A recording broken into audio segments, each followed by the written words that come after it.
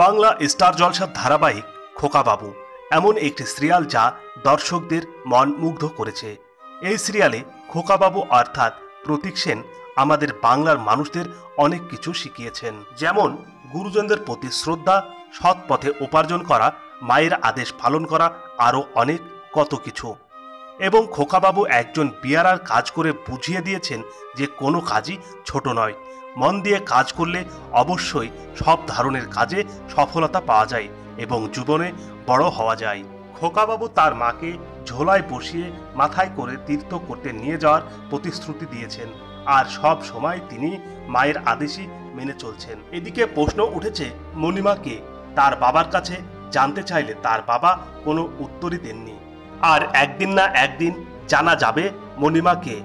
আর অন্যদিকে তরির কাছে প্রশ্ন খোকাবাবুকে এবং কি কাজ করে, এই প্রশ্নগুলো মিস্টার গীতিকের কাছে বারবার জানতে চাইছেন, কিন্তু মিস্টার গীতি কিছুই বলতে চাইছেন না।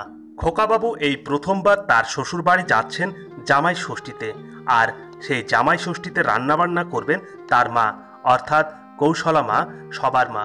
অন্যদিকে তচন গাঙ্গুলি ফটিককে দিয়ে পুরো কুসুমপুর এলাকায় আগুন ধরিয়ে দিয়েছেন।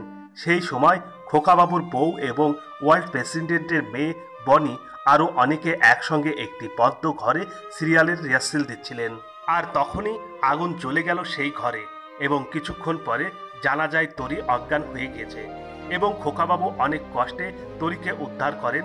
এইরকম ভাবেই খোকাবাবুর পরিবারে বিপদ যেন লেগেই আছে, কিন্তু ভয়ের কোনো কারণ নেই। খোকাবাবু যতদিন আছেন ততদিন সবাইকে রক্ষা করবেন, এইরকম ভাবেই খোকাবাবু সিরিয়ালের দর্শকদের মন জয় করে চলেছেন। এবং দর্শক অর্থাৎ আপনারা সিরিয়ালটি যদি সাপোর্ট করেন তবে অবশ্যই লাইক দিয়ে জানিয়ে দিন। এছাড়া এই সিরিয়ালের বিষয়ে আরও ভিডিও পেতে অবশ্যই আমাদের এই চ্যানেলটি সাবস্ক্রাইব বাটনে ক্লিক করে সাবস্ক্রাইব করে নিন এবং বন্ধুদের সাথে শেয়ার করুন। ধন্যবাদ এতক্ষণ আমাদের চ্যানেলে যুক্ত থাকার জন্য। আপনার দিনটি শুভ হোক।